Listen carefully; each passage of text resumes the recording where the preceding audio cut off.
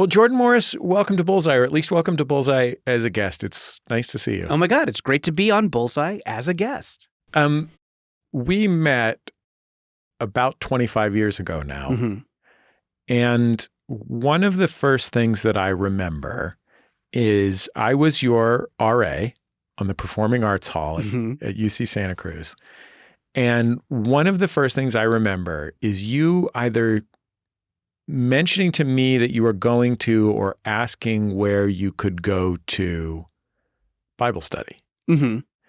And it struck me because, needless to say, it doesn't come up that much on the Performing Arts Hall at UC Santa Cruz. Right.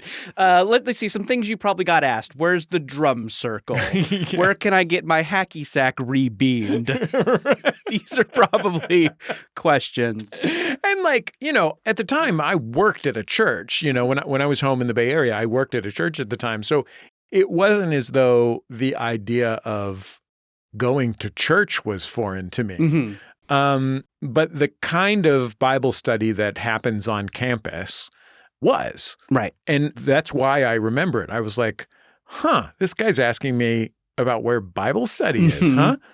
And I wonder how long when you were in college did you go to Bible study?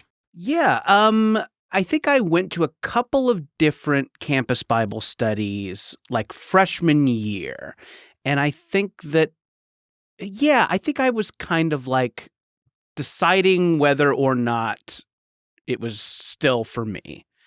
Because I was like away from my home church. I was away from my like community. And I think I was deciding like, am I still going to do this? And I don't know. I just never found one that clicked. And I think also my, beliefs were changing and my, thoughts about that sort of thing were changing. So I think I tried a couple of different ones in college and it kind of like corresponded with me deciding, is this still for me? I think it was like freshman year. And I think like, since then I've, been to church services with family, a lot of like Christmas and Easter type stuff. But I haven't like attended regular church or Bible study since then. What do you think you were looking for from it when you were 18 years old? 18 years old. Boy, I mean, really? just like Sure, when you showed up at college. Yeah. What were you hoping for? Yeah. So I think like community. So I think the thing that drew me to like church and youth group and Bible study and stuff as a teen and a preteen was like community, loving the community, kind of liking the kind of built-in supportive group.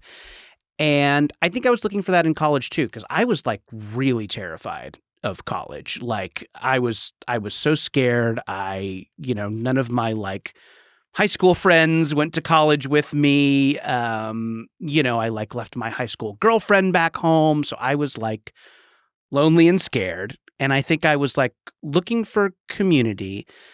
But also, I think a thing that drew me to like church and Bible study as a kid was that I was kind of cowardly when it came to bad kid stuff, right? I think I was afraid to drink. Yeah, I was afraid to drink. I was afraid to do drugs. I was afraid to do anything sexual because all that stuff automatically kills you. I don't know if you knew that, but I learned that in the early to mid 1990s as a young teen. All of it could instantly kill you. And I think that, apart from the like, sacred text stuff, Bible study or a church group was a safe place to just exist as a kid and not have to worry about that stuff. And I think I was scared of college, especially a college like UC Santa Cruz that had a reputation of being a hard drinking, drug doing, naked running around in the rain place. I think I was like, I want a social group. I am terrified to try drinking and drugs, etc. Maybe I'll just try and find a version of my high school Bible study to attend, and all that will be taken care of. What was the Bible study that you went to in high school like? It was, okay, so let me paint you a picture. So there was what we the teens, what we called the big church. That's where mom, dad, grandma, and grandpa went to hear their stuffy old sermons and sing, you know, it's where they big church. It's where it's where the grown-ups went to hear about grown-up stuff. And this was in Orange County in Southern California. Orange County, California. Sort of semi-suburban Southern California. Yes. And was like a non-denominational Christian church, or? Yeah, I think you would call it evangelical then and now. But yeah, it was an evangelical church. I went to a couple different ones, but I think they would all describe themselves as such. So the adults went to big church, and the kids and the teens, we went to a special place just for us. It was called the Underground. It was below the church in like a multi-purpose room. The Underground was written on the wall in fake graffiti. A mom or dad probably cut out a picture of graffiti from the newspaper, got some stencils at the craft store, and tried to... plenty of breakdancing equipment. Yeah. Yeah. You know, the Underground. You know, they tried to make it sound like a cool club and not like a church where you go to pray. You know, it was like a cool place where teens hang out and talk about teen issues. So that was where the teens went. And you got a special like teen specific sermon from a like young church employee who was maybe like in their 20s, and always very cool. A lot of tattoo sleeves on these people. A lot of times they just come to church in flip-flops. They don't need closed-toed shoes. You don't need closed-toed shoes to praise the Lord. He, capital H, knows what your toes look like already. Exactly. Yes. He formed each individual toe before you were born. So yeah, and it was fun. It was like casual. There was music that kind of like approximated the rock music of the day. And yeah, and also just a lot of like fun activities that I think you more associate with like summer camp. So, you know, you would put marshmallows in your mouth and play Chubby Bunny. There were color war type things. We actually did some stuff where we would toilet paper people's houses, but then come back the next day to clean it up. Wait, really? Yeah, totally. Whose houses would you? Like just other members of the church leaders, and I think not what like was non-Christian. No. Yeah, it was always people we knew, and I think what was happening was the church leaders were calling and clearing it first. But like when they like proposed it to us, it's like, this is kind of crazy. What if we went out and toilet papered Pastor Dan's house, and we would, but then we would clean it up the next day, and everybody would have donuts. So. And I think a lot of that, what it was doing was just kind of like, we can do this stuff with these kids. It feels a little naughty. It feels a little transgressive. It kind of approximates what they would be doing out with their friends, but we're doing it in this like safe, supervised environment too. So, yeah. To what extent did you want to be in youth group or be in this community because you wanted to have the life that God wanted for you? Yeah, I think there was so much about it that I liked. I think I just ignored the stuff about it that I didn't like, which I wish I hadn't now when I look back at it. Like, I wish I had like spoken up when someone in church said something negative about other religions or something negative about queer people or something like that, because it happened, and I always felt crummy about it. And I think there was even a time when I would like write emails using my mom's AOL account to the like lead pastor and say things that I didn't approve of in sermons. And I never got an answer to any of them. I think I wrote a handful of them and never answered. And I think that's like part of a big part of the reason that I started to kind of like fall away from it and doubt it, is because I felt like people didn't want to have that conversation, and people didn't want to hear about maybe you shouldn't do this, Do you remember an example of one of the sermons that you emailed him about? Oh, yeah. Yeah. One of them was they were doing a thing where they were collecting kids' books that had witchcraft in them. And I don't know if they were burning them. I don't think they were. I don't think anyone was burning them, but I think you could, like, if you wanted to, renounce witchcraft, you could turn in all of your kids' books and comics and stuff like that had to do with witchcraft. And I think I I was always a big reader and loved books and comics and sci-fi and fantasy and stuff that had witchery in it. And so, yeah, I think I remember writing an email about like, hey, maybe there's lessons in this that we can take and perhaps. And I think I just no one ever wanted to engage with me about that, And I think that was a big part of the reason why I stopped wanting to do it. When I was a teenager, my dad was very serious about going to church, Episcopalian church in San Francisco. And he had actually considered becoming a priest as a young man. And he was also at the time working very extensively with a famous witch named Starhawk.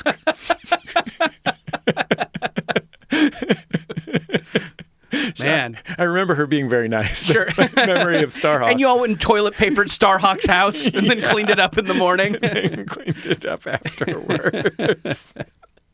So I think the thing you're describing is a thing that existed and was out there, but was never like an option for me, or I didn't know about it. That kind of like church that embraces multiple faiths and welcomes everyone and doesn't take a hard line about Noah's Ark was real, So I think that was out there, and I think that would have been really cool and beneficial to me had it existed. But I think I learned about those kind of more like progressive leftier types of churches later in life. One of the reasons I thought of my dad is, in many ways, my dad, who was a lifelong veterans anti-war organizer, is not the person that you might think of as being a serious churchgoer, but he was. And I talked to him about it later on in his life when I was an adult. And one of the reasons that he told me is that when he was a teenager, his home life was very painful and tumultuous. That he experienced, he was abused by his parents, and there were all these things going on at home. And he was very fortunate to have had a church community, and particularly priests, who gave him an opportunity to be somewhere else. He knew when he felt bad, he could go to church and people there would care for him. Yeah. And that is actually, I think, a theme in youth group, is that this protagonist is going through some serious pain with her mother, and both like static with her mother and pain that she and her mother are experiencing together. And that as much as she like hates to admit it, the church and the youth group are a place of comfort and stability for her. Yeah. And, I know your folks broke up when you were a teenager, right? Yeah.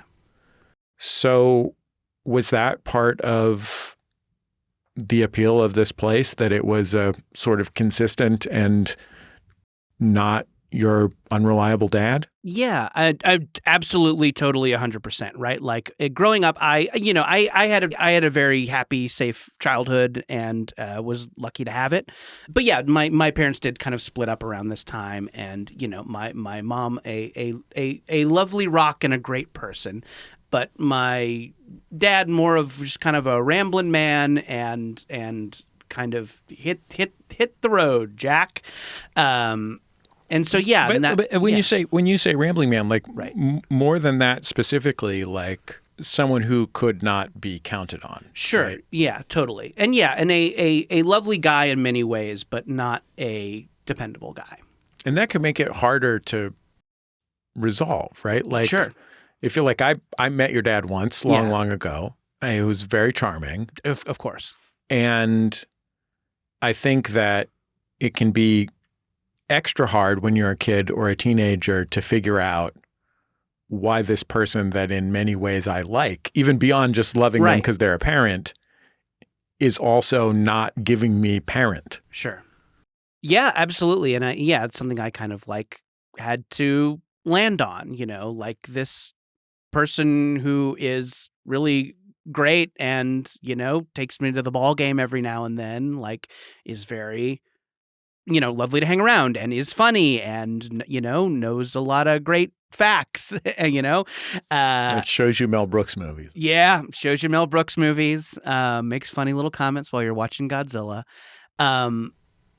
Yeah, there's just like, there's a fun person you want to hang around, and then there's a good parent, and ideally these are the same people, but like a lot of times they're not. So yeah, and I think that like church and youth group and also some other stuff too, like there was some secular stuff, like my punk show friends and my drama club group. You'll be shocked to know that I was also very active in the drama club. I know. So yeah, like those things were really important. And I think I like that stuff was a big part of like me getting through that time. But yeah, the church and the youth group was a big part of it too. And the like kind of positiveness and the, teaching you how to cope with something without drinking or drugs, like that was helpful and useful. So like, yeah, I think that's kind of where Kay, the main character of youth group, is like her family is falling apart. And I think that Kay is very much a like, I think one of the details I like about her the most is she's a theater tech kid. So she's not on stage. She's the one who like hangs the lights. And so she's like a little goth, a little spooky, does not want to go to church, but kind of grudgingly goes to make her mom happy, and then has to grudgingly admit, hey, I don't like all this. I don't agree with all of this, but there are some wonderful people here and there's a good community. And eventually they have to fight demons and prevent a war between hell and earth. So Right. that kind of like keeps her in the fold. But yeah, kind of initially there's this kind of like, I didn't think this would be my cup of tea, but I have to admit that the community and positivity is nice.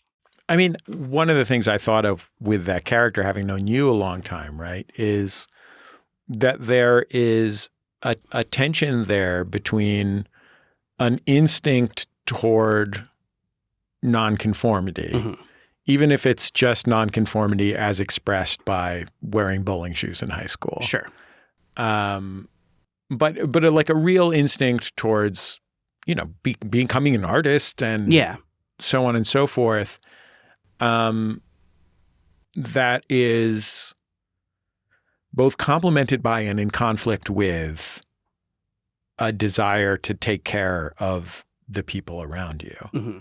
And when I thought of Kay's mom and I thought of your mom, who I've met many times, one of the things I thought about is that your mom, who's a pretty extraordinary human being, also, there's no way for you as a teenager not to have had the instinct that you want to take care of her when, she is trying to figure out if she can get out of a relationship with your dad or if your dad is going to come home that day. Yeah. And you're also an older sibling, so similar responsibilities there. So how did you grapple with that feeling that you wanted to be self-indulgent enough to have a life of creativity, Sure, and self-expression, with what I think is a feeling that you also were responsible to this kind mom, and to a younger sibling, and so forth. Yeah, I was very, very lucky as a kid.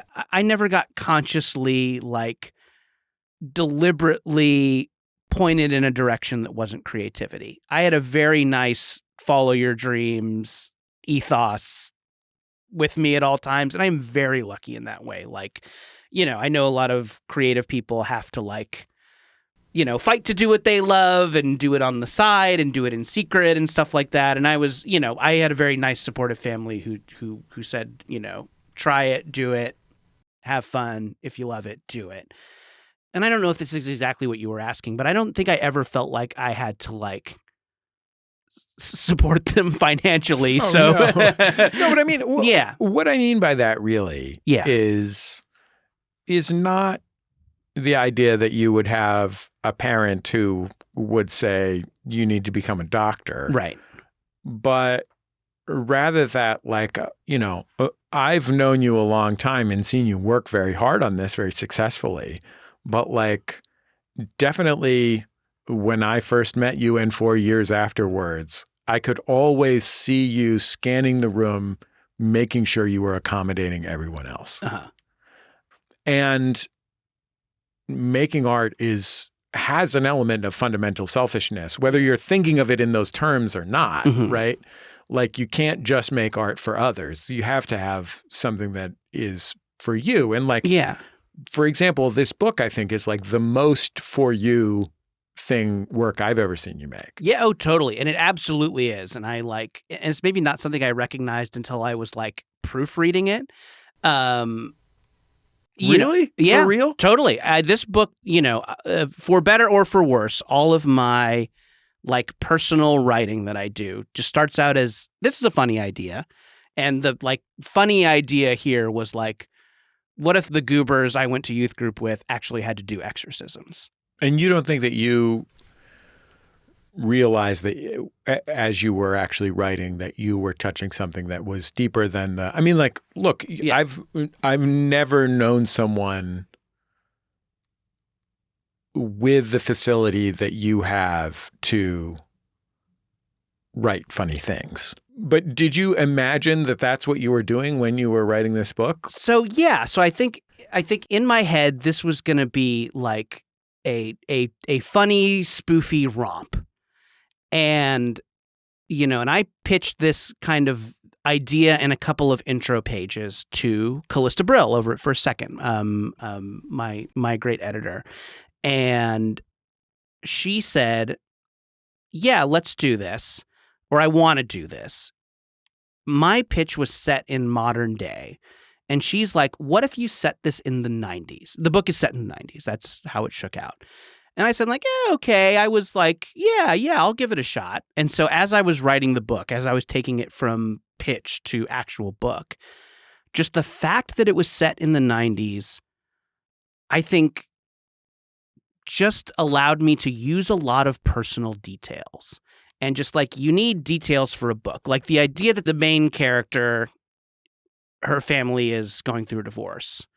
I wanted her to have, in addition to the demons she fights, the literal hell demons that she fights, I wanted her to just have a personal problem that she was trying to overcome. And I was just kind of thinking about that kid in the 90s, and I'm oh, well, yeah, this is kind of around the time that my parents were getting divorced, and that's pretty relatable. So I'm yeah, I'll use that. And then just as I was writing the divorce storyline, I just put in a ton of details that I personally remembered because it's easier than coming up with imaginary ones, right? And I think that just happened at so many points in the book. I'm just oh, what was I going through at the time? Oh, this and this. And oh, this character's kind of skeptical about religion. How did I feel about it? I'll just use those details. And so I think I just did that at so many points in the book. And then when I got back the initial pencils from Bowen McCurdy, the great artist who drew this book, my wonderful co-creator on this project, and the pencils are just kind of the rough outline of what the comic book's going to look like. And as I kind of proofread it, I was oh, whoops, this is hyper personal. And I don't think if you read it and you know me, you'll see a self-insert character. There's no kid who's wearing bowling shoes to school because he wants to be a goofball. But yeah, when I read it back, it really struck me. I'm wow, this is really personal. And I, in a way that I wasn't prepared for. And I think it's just because every time I needed a detail, I just used one from my life. This thing came out, and I like the way in which it's personal. I think it's personal in a good way. I have never been good at writing memoir, and I've never been good at I tried a little bit of stand-up comedy when I first moved to LA, and I sucked at it and was bad and was only basically just reading one-liners off a tiny paper that I carried with me, and it was I was not able to do that thing that stand-ups do where they use their life and make it relatable and make you like them on stage, you know? And I love when others do that thing, but I could never do it. I interviewed the other day Megan Stalter, who's a very funny comedy actor who plays the agent or manager's assistant on Hacks. Mm-hmm. And she grew up in, Christian youth group culture very extensively. Like one of the things that I read her talking about, and I think she talked to me about as well, is I don't know to what extent she remains a believer, but she still very much identifies as like a church kid. Yeah. And one of the reasons was that, and I'm speaking for her here, but was that like it was a place that welcomed a kind of shamelessness. Yeah. I mean, it offered shame as well. Sure. But like for a performer, for like a would-be performer, Totally. It was like a place where she could embarrass herself and be ridiculous, and everyone would be glad that she was doing it rather than rolling their eyes. Yeah, totally. That is a great observation for sure. And as I mentioned, I was also a drama club kid, and youth group offered opportunities for singing, dancing, little skits. Ooh, we did little skits. I got to do British accents. Oh my God. So yeah, I mean, I think if you were just like a goofball, it was less likely that you were going to get made fun of for being a tryhard, because you were doing it for the Lord. Your funny little British accent, that was raising up JC, One of the conflicts in the story is that this youth group that does exorcisms isn't the only youth group that does exorcisms. Or equivalent, fights demons, etc. There are, a group of Catholic kids. There's a group of Wiccan kids.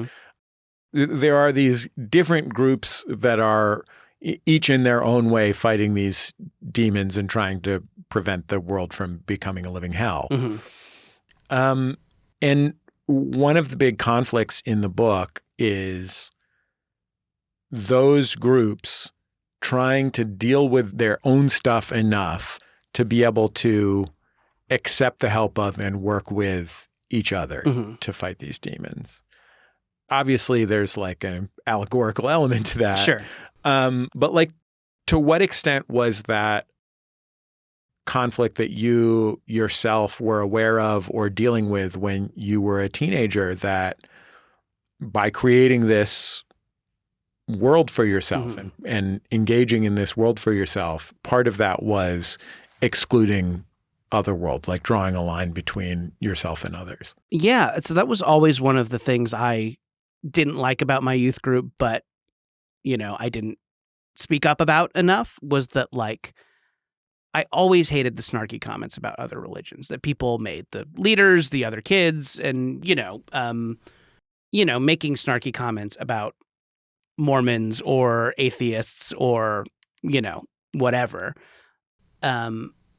Always just rubbed me the wrong way and seemed, it always rubbed me the wrong way, and I never liked it. So I think that like a lot of the stuff in youth group is like creating a more perfect version of what I wished my youth group had been in many ways. I think it's also like we also tried to be, critical, and I think there's some criticism and commentary in this, but also in many ways I think that like the youth leaders, the young people, are more tolerant than the ones I grew up with. They're like more progressive and open to other kinds of people than the kids were that I grew up with. And I think in a lot of ways, like youth group is kind of a little prayer in that way. It's like it could be like this, right? Like we could join together with the Wiccans and the Catholics and the atheists and all just work to make the world a better place, right? Like we all could die. Stuff's trying to kill us. Like, why don't we all work together and forget about this little stuff?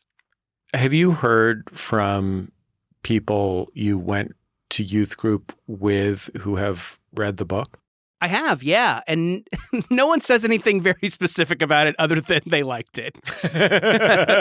So I think if people have like, I don't know. Yeah, I don't know how they really... I've gotten like very nice, very generic messages from people I went to youth group with about it.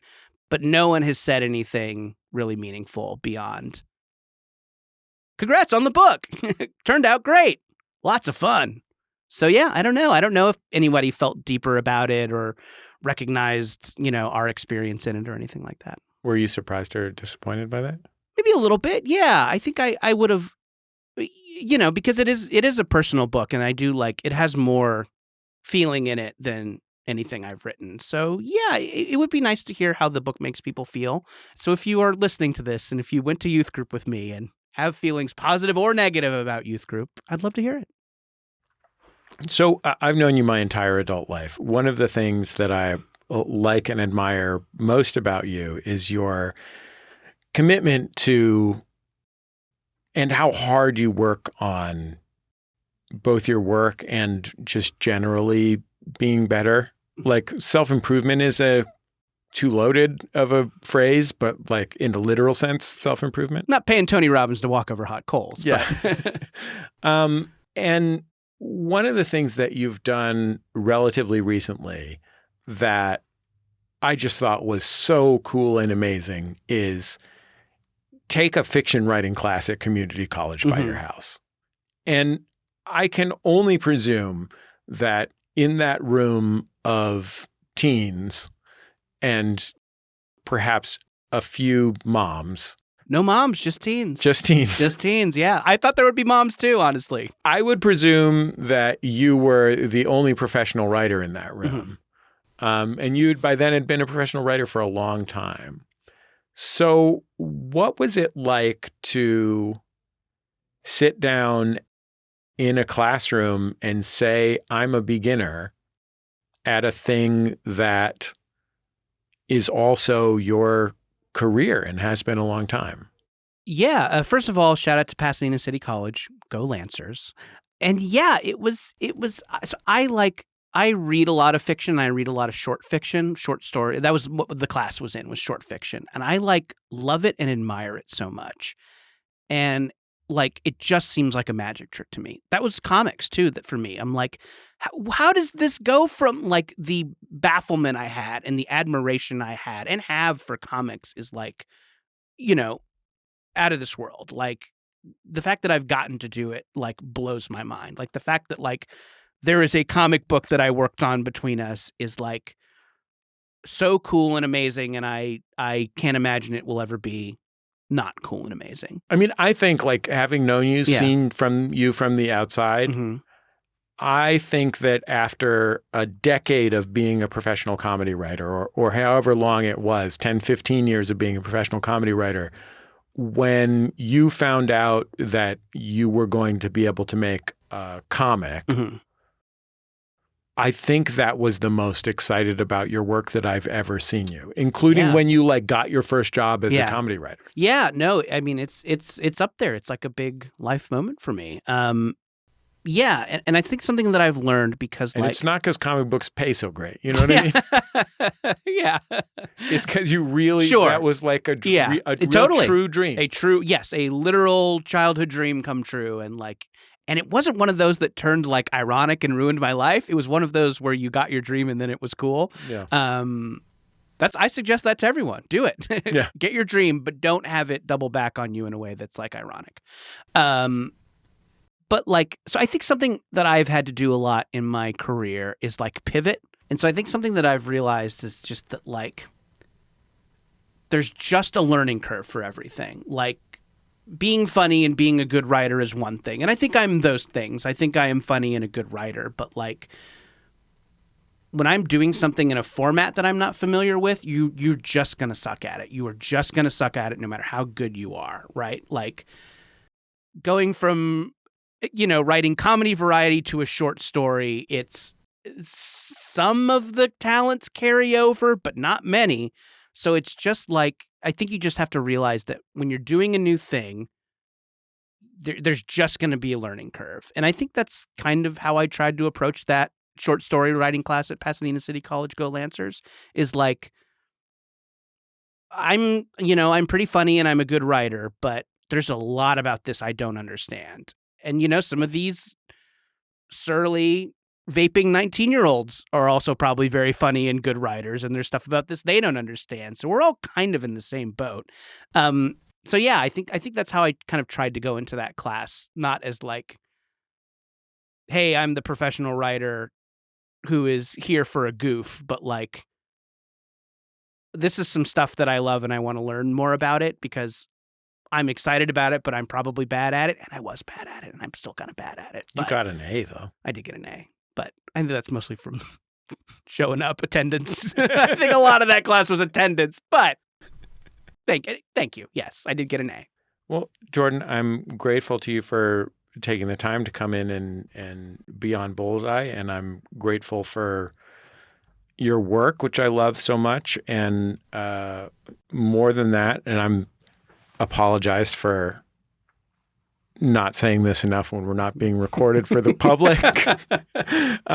But I'm so grateful for your incredible talent and gifts and hard work, and so grateful that I get to both experience them and share in their fruits. And I love you a lot, and thank you for being my friend, and thank you for working with me. Oh man, I love you too, pal. Thank you so much, and you are such a wonderful, supportive, funny, talented partner. And I'm lucky to have you, and I'm lucky you asked me to do this, and I'm lucky we get to do a show every week. Jordan, Jesse, Go.